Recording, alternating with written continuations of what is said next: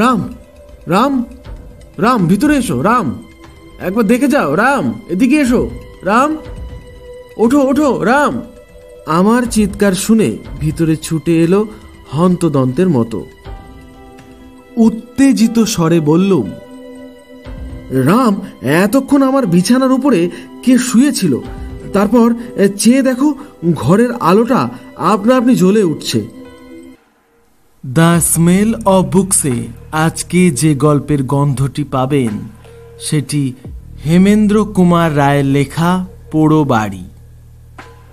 গল্পটি শুনে কেমন লাগলো অবশ্যই একটি কমেন্ট করে জানাবেন, আর বন্ধুদের সাথে শেয়ার করতে একদম ভুলবেন না। এই গল্পের সমস্ত উপস্থাপনা আমার একার। দয়া করে কেমন লাগলো এটি কমেন্ট করতে একদম ভুলবেন না। হ্যাঁ মশাই, দাঙ্গার পর থেকে আমার এই বাড়িখানা খালি পড়ে আছে। এই অঞ্চলে আর কোনো হাঙ্গামা নেই, অথচ এমন চমৎকার বাড়ি, তবু লোকে কেন যে এখানে বাস করতে ভয় পায় আমি তা বুঝে উঠতে পারি না। আমি বললুম, বাড়িখানা আমার পছন্দ হয়েছে। আমি মিথ্যে ভয় পাওয়ার লোক নই, আর আমার কাছে বন্দুক আছে।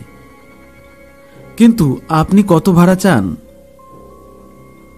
বেশি নয়, মাত্র 50 টাকা। এ বাড়ির জন্য আগে আমি 125 টাকা ভাড়া পেতুম, কিন্তু একে এখন দিনকাল খারাপ, তার উপরে বাড়িখানার সুনাম আমি আবার ফিরিয়ে আনতে চাই। তাই আপাতত 50 টাকা করে পেলেও আমি খুশি হব। আমি বললুম, তাই সই। লক্ষ্য করলুম বাড়িওয়ালা একটা আশ্বস্তির নিঃশ্বাস ফেলল। ভাড়া কম হোক, এই পোড়ো বাড়ির জন্যে অবশেষে একজন ভাড়াটিয়া যে জুটল, এইটি সে সৌভাগ্য বলে মনে করলে। লোকটার দেহ হাড় জিড়জিড়ে, আর কথা কইতে কইতে সে ক্রমাগত হাঁপাচ্ছিল, পুরাতন হাঁপানির রোগীর মতো। কিন্তু তার চোখ দুটো এমন উজ্জ্বল যে হঠাৎ দেখলে মনে হয় যেন জ্বলন্ত। আমার হাতে চাবির গোছা দিয়ে ধুঁকতে ধুঁকতে ও লাঠি ঠক ঠক করতে করতে সে চলে গেল। বাঁচলুম। কেন জানি না, তাকে দেখে আমার কেমন অস্বস্তি বোধ হচ্ছিল, যেন সে কোনো ভাবী অমঙ্গলের অগ্রদূত। এতদিন বিহারে ছিল আমার কর্মস্থল, এখন হঠাৎ বদলি হয়েছি কলকাতায়। পরিবার বর্গকে আপাতত বিহারে রেখেই আমার বিহারি বেয়ারা রামসহায়কে সঙ্গে নিয়ে কলকাতায় এসেছি বাসা বাড়ির খোঁজে। ভাড়া পেলুম মনের মতো বাসা। ফ্লোরের ওপরে দিব্য দোতলা বাড়ি, নিচে 4খানা ও উপরে 2খানা ঘর। তার ওপরে আছে রান্না ও ভাড়ার ঘর। সংসারে মানুষ বলতে আমি, আমার স্ত্রী ও 2টি ছোট ছোট ছেলে মেয়ে। সুতরাং এই বাড়িতেই আমাদের বেশ কুলিয়ে যাবে। গেলবারের সাম্প্রদায়িক দাঙ্গা হাঙ্গামা এখানে নাকি চরমে উঠেছিল। এই বাড়িতে যারা বাস করত তাদের কেউ কেউ মারা পড়ে, কেউ কেউ পালিয়ে যায়, আজ পর্যন্ত আর ফিরে আসেনি। সেই থেকে বাড়িখানা পোড়ো হয়ে আছে। বাড়িখানা শহরের উপকণ্ঠে। এর আশেপাশে ছিল কয়েকটা বস্তি। দাঙ্গার সময় মারামারি, লুটরাজ ও অগ্নিকাণ্ডের ফলে সেগুলোর অস্তিত্ব প্রায় লোপ পেতে বসেছে। আজও সেখানে বসতি নেই, দেখা যায় কেবল জনশূন্য ধ্বংসাবশেষ। তাই প্রায় আধ পোয়া পথ পার না হলে এখানে কোনো প্রতিবেশীর মুখ দেখবার উপায় নেই। কিন্তু সেজন্য বিশেষ মাথা ঘামালুম না, কারণ আমি নিজে কোনো মানুষ। আমার পক্ষে প্রতিবেশীরা অনেক সময় বিরক্তদায়ক। ভৃত্য রামসহায় অনেক বিহারীর মতো বেশ ভালো বাংলা বলতে পারত।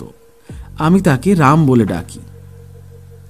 বললুম, রাম, আজকের মতো তুমি বাড়ির দোতলাটা সাফ করে রেখো। আজই সন্ধ্যার আগে রাত কাটাবার জন্য জিনিসপত্র নিয়ে আমরা এই বাড়িতে এসে উঠব। রাম বললে, যে আগে হুজুর। ভাবতে লাগলুম, বাড়িখানা আমি ভাড়া নিতে রাজি শুনে বাড়িওয়ালার উজ্জ্বল চোখ দুটো অমন আরও বেশি জলজল করে উঠল কেন? তা কি আনন্দে, না তার অন্য কোনো রহস্যময় কারণ আছে? এই প্রশ্নের উত্তর পেলুম সেই রাত্রেই। বাড়ির দোতলায় মাত্র দুখানা ঘর, একখানা পশ্চিম দিকে আর একখানা দক্ষিণ দিকে। ঘর দুখানা বেশ বড় সড়ো। বাড়িতে এসে যখন উঠলুম তখন সন্ধ্যা হয়। স্থির করলুম নিদ্রা দেবীর আরাধনার পক্ষে দক্ষিণের ঘরই প্রশস্ত। নির্জন পল্লী, নিরালা সন্ধ্যা, নিস্তব্ধ বাড়ি নিজেদের পদধ্বনি চারিদিককে প্রতিধ্বনিত করে তুলল, ঠিক যেন আরও কেউ কেউ পদচালনা করছে আমাদের সঙ্গে সঙ্গে। অনেক দিনের খাঁ খাঁ করা পোড়ো বাড়ি, এরকম ভ্রম হওয়া স্বাভাবিক। এই মিথ্যা ভ্রমটা মনের ভিতর থেকে মুছে ফেলবার চেষ্টা করলুম, কিন্তু পারলুম না। বারবার তবু মনে হতে লাগলো এ বাড়িতে আমরা ছাড়া আরও কাদের অস্তিত্ব আছে। এখনো তারা অদৃশ্য বটে, কিন্তু যে কোনো মুহূর্তে হতে পারে দৃশ্যমান। এমন ধারণার কোনো অর্থ হয় না। আমি ভীরু নই, ভূত মানি না। ভূতের গল্প শুনেছি, কিন্তু ভূত কখনো দেখিনি এবং দেখব বলে বিশ্বাসও করি না। হয়তো মানুষের মনের ওপরে কাজ করে কোনো কোনো স্থান কালের বিশেষত্ব। অসম্ভবকেও মনে হয় সম্ভবপর। নির্বাচিত ঘরে ঢুকেই পড়লুম এক মুশকিলে। দক্ষিণ দিকের জানালা খুলে দিতেই মন উঠল শিউরে।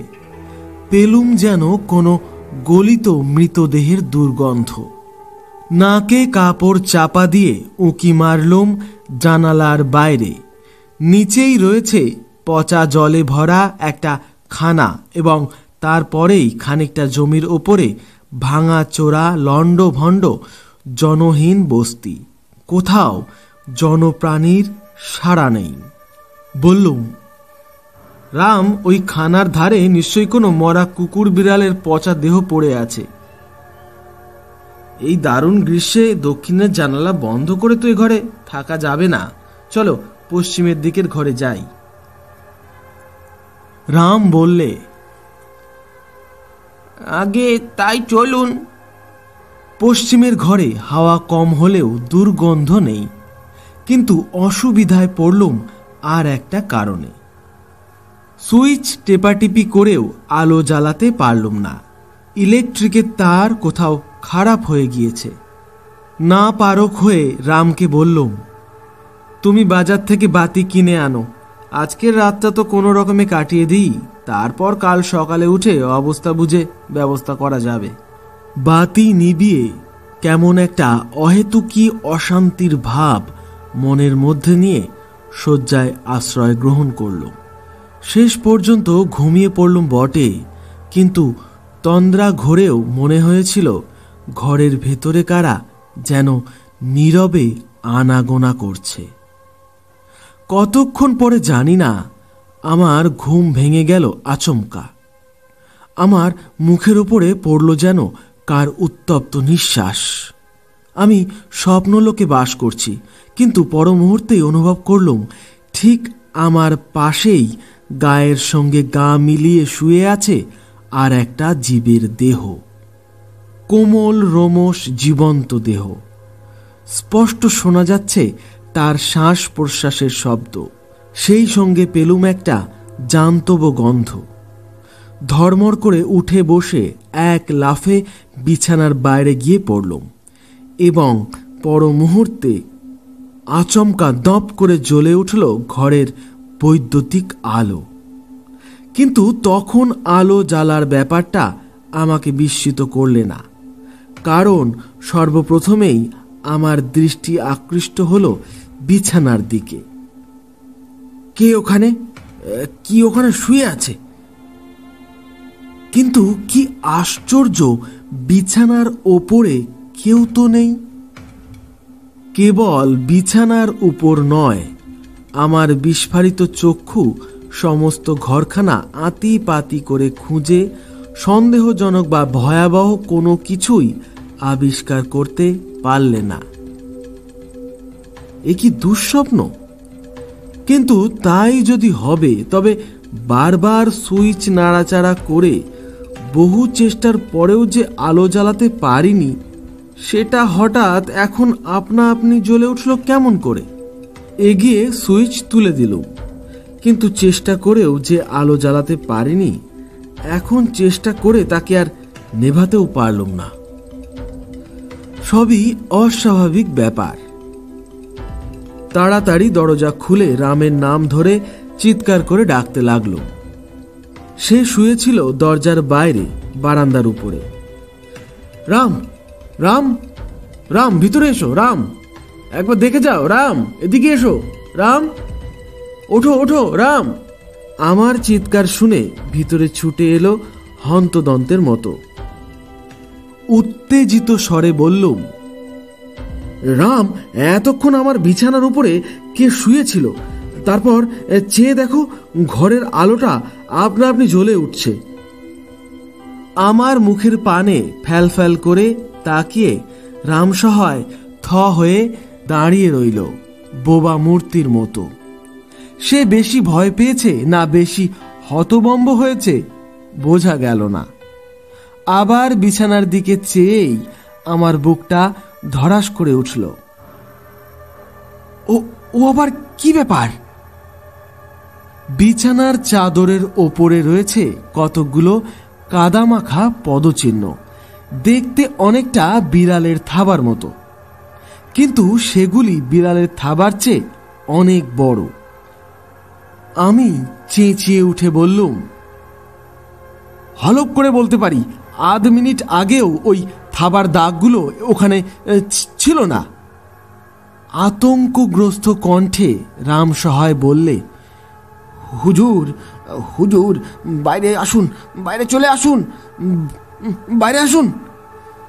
বাইরেই চলে এলুম, একেবারে বাড়ির বাইরে। শেষ রাতটা কাটল রাস্তার ধারে রোঁয়াকের ওপরে। সকালে বাড়িওয়ালার সঙ্গে দেখা, সব কথা খুলে বললুম। বাড়িওয়ালা হাঁপের টান সামলাতে সামলাতে হাসবার চেষ্টা করে বললে,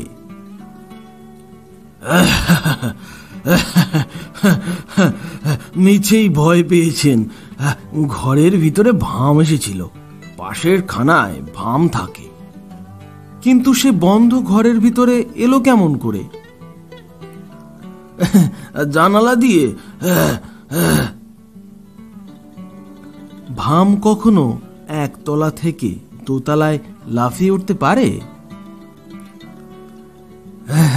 দোতলায় যখন উঠেছে নিশ্চয়ই পারে। ধরলুম তাই, কিন্তু ভাম যখন ঘরের ভিতরে নেই, তখন তার পায়ের চিহ্ন বিছানার ওপর পড়ল কেন? না না, আপনি ভুল দেখেছেন। পায়ের চিহ্ন আগে থাকতেই বিছানার উপরে ছিল। আর ইলেকট্রিক লাইটের ব্যাপারটা? তারের ভিতরে গলদ থাকলে অমন ব্যাপার মাঝে মাঝে হয়।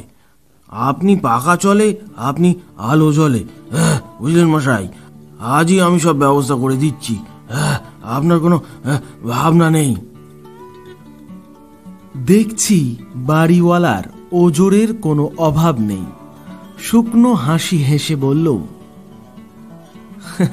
না, আমার আর কোনো ভাবনাই নেই, কারণ আজকেই আমি অন্য বাড়ির খোঁজে বেরিয়ে পড়ব। ধন্যবাদ। গল্পটি শুনে কেমন লাগলো অবশ্যই একটি কমেন্ট করে জানাবেন, আর বন্ধুদের সাথে শেয়ার করতে একদম ভুলবেন না। এই গল্পের সমস্ত উপস্থাপনা আমার একার।